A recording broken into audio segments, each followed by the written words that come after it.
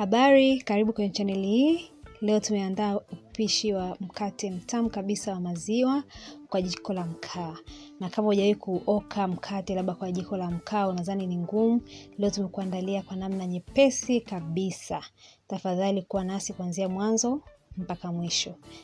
Kwa hiyo bila kupoteza wakati, tunatakiwa maziwa robo lita au sawa na kikombe kimoja cha chai, yai moja. Vile vile unatakiwa mafuta ya kupikia vijiko vitatu vya chakula na amira kijiko kimoja cha chakula. Alafu tunahitaji tena sukari. Nasema ni mkate mtamu kwa sababu naweka sukari vijiko 4 vya chakula. Ila kama upendelee sana sukari unaweza kupunguza, na chumvi unaweka nusu kijiko cha chakula. Baada ya hapo unaanza kuchanganya.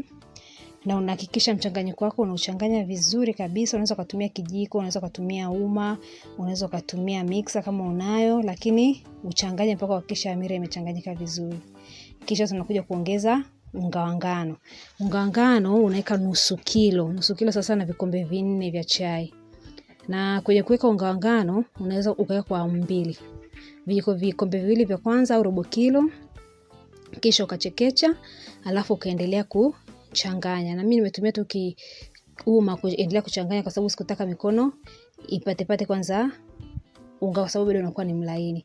Au vile vile unaweza kaamua kuchanganya kwa mkono tu, hamna shida. Na nasema ni vyema kuchekecha kwa sababu kuchekecha unasaidia hewa kuingia, kwa hiyo mkate wako unaenda kuumuka vizuri na kuwa laini vizuri. Lakini vile vile kuchekecha inakusaidia kuondoa uchafu kwenye unga. Sana kama unga unanunua wa kupima, saa nyingine unaweza kukuta kitu kimeingia. Kwa hiyo ni vyema kuchekecha ili kujihakikishia usafi na usalama wa afya. Kwa hiyo kama unavyoona tunaanza kuchanganya, lakini kwenye kuchanganya kwa mkono hakikisha hapa haukandi. Kwa sababu lengo letu ni kuchanganya tu mkate huu, kwa kweli hauhitaji kukanda. Na lengo ni uwe mlaini.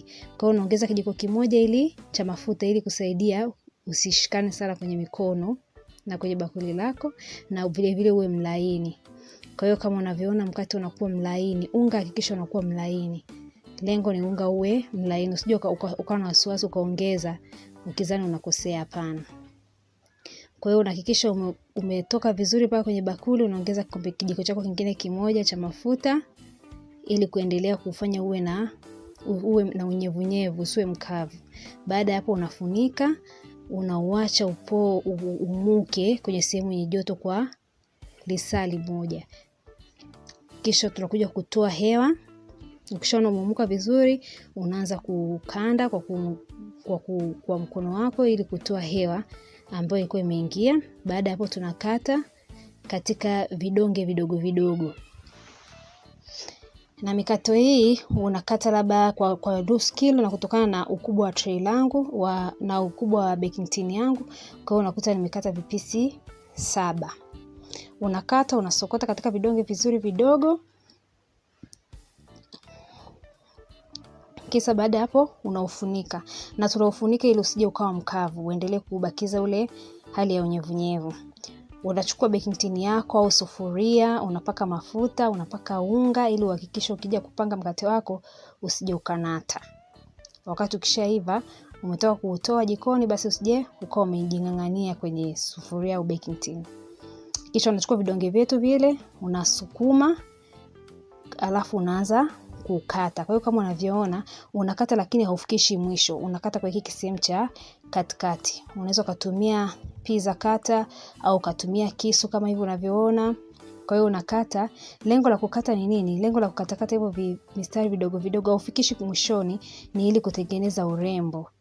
Yaani ukija kukunja, baadaye mkate wako ukishakuwa umeiva, unatengeneza urembo. Kwa hiyo kama unavyoona hapo, baada ya kukunja urembo wako unaonekana. Kwa hiyo hakikisha ukiwa unakata, cha msingi usifikishe mwisho, ni kwa sehemu ya katikati. Na unaweza kufanya kwa design mbalimbali, sio lazima sana kwa mikato hiyo, ila kwa leo kwa jinsi tulivyofanya ni kwa ajili ya kutengeneza urembo wa aina hiyo. Vile vile unaweza kuchukua uma, kama hiyo nyingine umeona ni tabu, unaweza kuchukua uma na ukao na toboa kwa uma. Lengo la lenyewe ni hili kwamba baadaye wakati mkate wako uko ushaiva, uwe umetengeneza urembo wa aina hiyo. Kwa hiyo kama unavyoona Kisha maliza unasokota, unakunja yani. Unakunja tu vizuri, alafu unaendelea kupanga kwenye chombo chako cha kuokea. Na hakikisha kwenye kusukuma, usije ukasukuma ukawa mwembamba sana kama wakupika chapati za kawaida, hapana. Kwenye kusukuma hapo unasukuma, unabakiza na unene tu wa aina fulani. Kwa hiyo kama unavyoona makato haufikishi mwisho. Kwenye kusukuma jamani, nasisitiza hapo, kwenye kusukuma hakikisha haufiki mwisho. Kwa sababu ukishafikisha mwisho sasa kwenye kukunja itakuletea changamoto. Kwa hiyo kama mnavyoona naendelea kwa zote zilizobaki, na unaweza kufanya kwa design yote unayotaka, virembo unavyovitaka. Kwa hiyo kama bado hujasubscribe kwenye channel yetu, ndio kwa mara yako ya kwanza, tafadhali subscribe ili uweze kuwa wa kwanza kuendelea kupata video kila tunavyoposti. Ukishamaliza unatoa glasi yako ile ya katikati. Tuleka glasi ili tuweze kuzipanga vizuri zisije zikakimbilizana kasehemu ya katikati. Kwa hiyo baada ya hapo unatoa glasi yako na unatengeneza tena urembo ule, unasokota ili kuweza kuweka ile sehemu ambayo tulikuwa tumeweka glasi. Kwa hiyo kama unavyoona, hiyo ndo mpangilio wetu ndani ya sufuria. Na leo kwenye kuoka nimetumia tu sufuria, ile unaweza kutumia kitu chochote.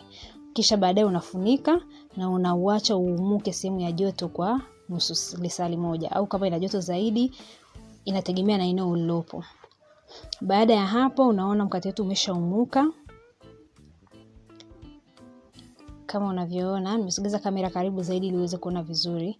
Kwa hiyo mkate umeshaumuka. Tunachoenda kukifanya sasa ni kupaka mafuta. Tunaupaka mafuta kwanza ili ungae, lakini vile vile tukienda kuuoka utengeneze rangi nzuri kwa juu na uendelee kuwa na ulaini. Na kama nilivyosema leo tunaoka kwenye jiko la mkaa.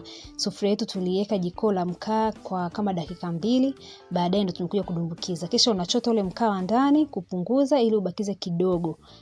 Alafu ule uliochota unakuja kuweka juu ya sufuria yako ukishafunika sasa unaweka juu, lakini kule chini kisha leka mkaa kidogo ili mkate usiungue. Mkate hutaki joto kali sana, na utaoka kwa dakika 17 mpaka 20. Kisha ukishafungua kuona umeiva, wakati bado uko kwenye sufuria kwenye hali ya joto, utapaka mafuta. Mafuta kama hivyo unavyoona ni ya kupikia. Kwa hiyo utapaka mafuta ili uendelee kwanza ili ungae, lakini vile vile uendelee kuwa na usikakamae, usiwe mgumu, uwe na ile hali ya ulaini. Tutauacha kidogo upoe, lakini mimi napendelea mkate wa moto. Kwa hiyo nitaenda kukata bado ukali wa moto. Kama unavyoona michoro yetu, zile shape zetu zilikuwa tunakatakata na uma. Kwa hiyo ukiangalia mkate wetu uko tayari sasa, unaweza ukaula. Ni wa moto, ni mlaini, yani ni mlaini sana, una harufu nzuri kabisa kwa ajili ya maziwa.